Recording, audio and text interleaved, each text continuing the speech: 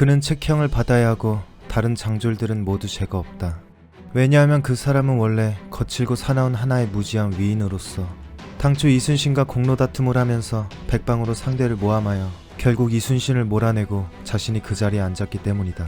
겉으로는 일격에 적을 섬멸할 듯 큰 소리를 쳤으나 지혜가 고갈되어 군사가 패하자 배를 버리고 무트로 올라와 사졸들이 모두 어육이 되게 만들었으니 그때 그 죄를 누가 책임져야 할 것인가.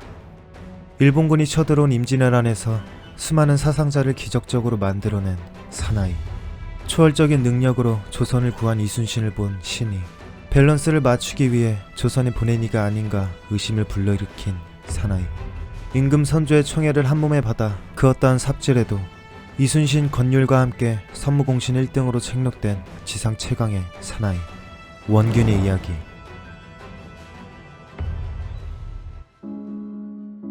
(1540년) 지금의 평택시 도일동에서 무인 원중량의 아들 원균이 태어나게 됩니다.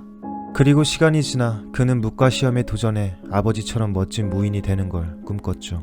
그렇게 24살의 원균은 묵과시험에 합격하게 되는데 알고 보니 아버지 백으로 들어간 부정 합격이었습니다. 이게 걸려서 합격 취소가 된 우리의 원균은 다시 도전하여 마침내 묵과에 합격하게 됩니다. 의지가 강한 인물이었죠. 그 뒤 여러 보직을 거치다 임진왜란 발생 3개월 전에 명재상 유성룡의 천거를 받아 경상우도 수군 절도사로 임명되었습니다. 엄청난 파격 특진이었죠. 그리고 1592년 일본군이 쳐들어와 임진왜란이 발발하게 되는데 이제부터 우리 원균은 역사에 길이길이 기억될 희대의 삽질들이 시작됩니다.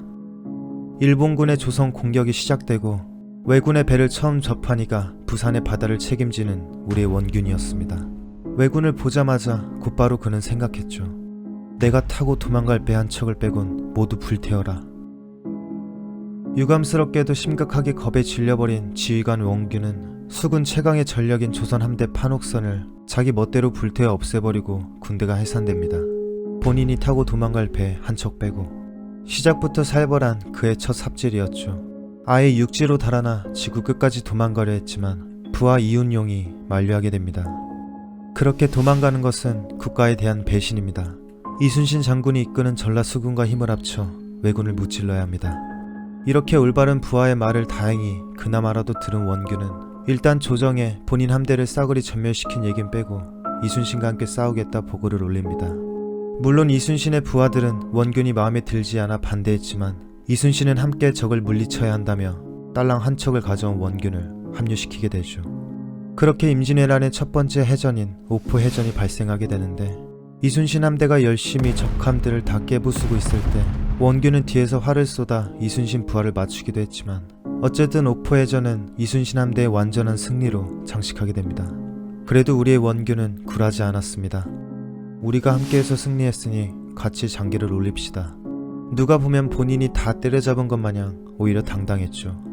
이에 기가 찬 이순신은 간사하고 공적만 탐하는 원균을 비난하였습니다. 원균은 단지 세 척의 배만을 거느렸는데 신의 여러 장수들이 잡은 외적의 배를 심지어 활을 쏘아대면서까지 뺏으려 하였고 이때 두 사람이 화살을 맞아 부상을 당했습니다. 주장으로서 부하 단속을 하지 못함이 이보다 더 심한 경우는 없다고 할 것입니다. 그리고 이때부터였죠. 원균의 무조건적인 이순신을 향한 증오가. 그 뒤에 수많은 전투에서도 원균은 본인이 쌓아놓은 똥 덕분에 통솔할 능력도 군사도 없었습니다.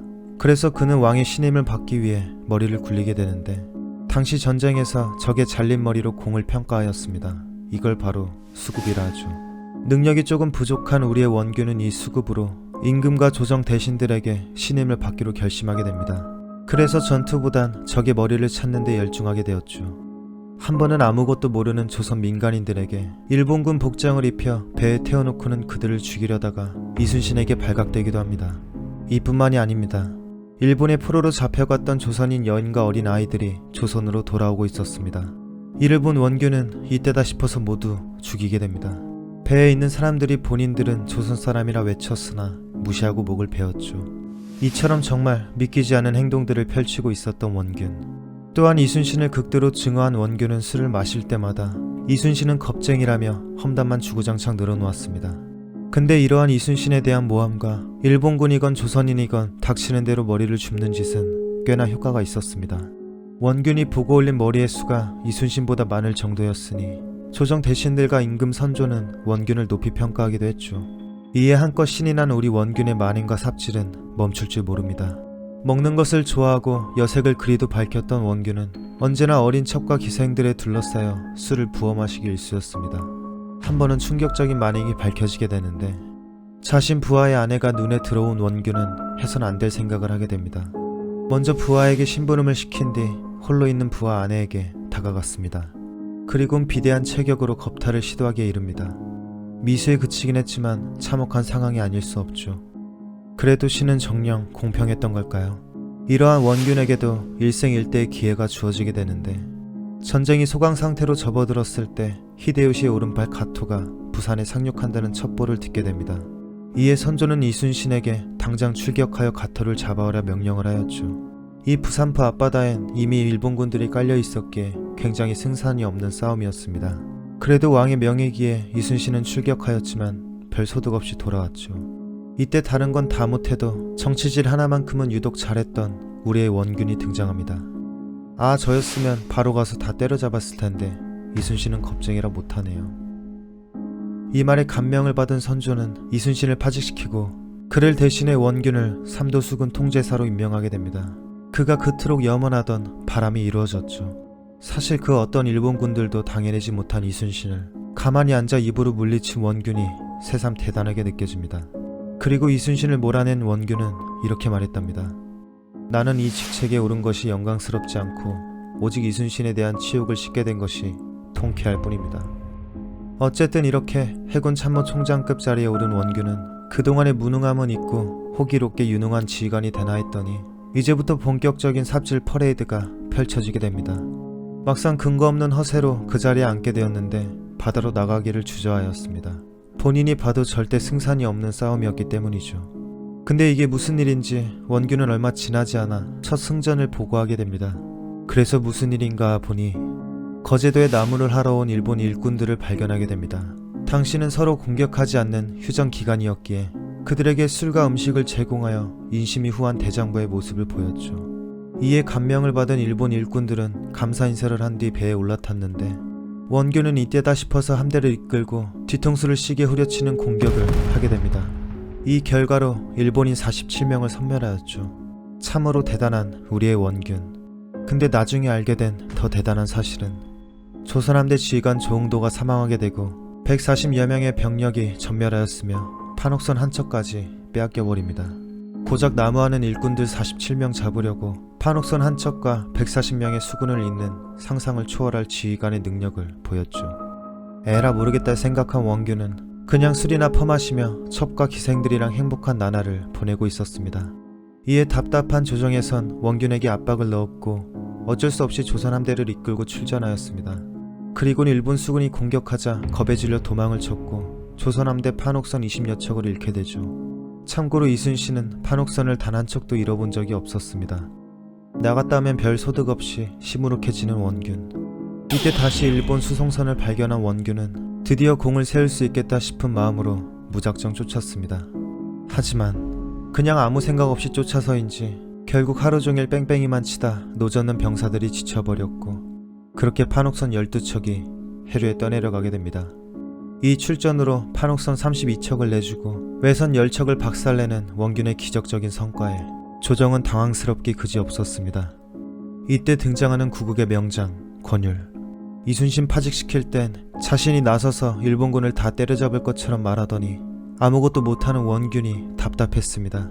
그래서 참다 못한 권율은 부하들이 보는 앞에서 원균을 불러다 곤장을 후려치게 됩니다. 마음이 아픈 우리의 원균. 부하들 앞에서 맞은 엉덩이가 아팠던 것인지 느적없이 그날 밤 곧바로 160여 척의 함대를 이끌고 총 돌격하는 지경에 이르게 됩니다. 이는 조정의 명령이 아닌 원균의 단독 돌발 행동이었죠. 어쨌든 그렇게 아무 생각 없이 가덕도에 도착한 원균. 재정비를 위해 수군 400명 정도가 가덕도 육지에 오르게 됩니다. 근데 하필 이 가덕도에서 왜군들이 기습을 시도하였는데 아주 소스라치게 놀란 원균은 부하 400명을 육지에 그대로 버리고 재빠르게 도망가게 이릅니다. 물론 그 400명은 전멸당하였죠. 아니 그냥 기본적인 정찰이나 경계만 했어도 이 지경은 안 났을 텐데 어쩌면 우리의 원균에겐 가장 어려운 일이었을지 모르죠. 어쨌든 결국 도망의 도망을 간 끝에 7천량에 도착한 원균. 되는 일도 없고 속상한 원균은 그냥 술을 짝으로 부어 마시고 있었습니다. 진짜 정신 못 차렸죠. 한편 지금이 유일한 기회라고 생각한 일본군은 총 공격을 실시하게 됩니다. 이에 또다시 정신이 혼미해진 원균은 무조건 후퇴를 외치며 육지로 제일 빨리 도망가게 됩니다. 그렇게 이순신이 힘들게 만들어 놓은 최정예 조선 함대와 수군은 배설 장군이 몰래 빼놓은 12척을 제외하곤 고작 외선 50척에 제대로 된 공격 한번 못하고 그냥 몰살당하게 됩니다. 임진왜란 정유재란 가운데 조선 수군이 유일하게 패배한 7천량 해전으로 남게 되었죠. 그리고 가장 먼저 도망친 우리의 원균은 살았는지 죽었는지도 모른 채 행방불명됩니다.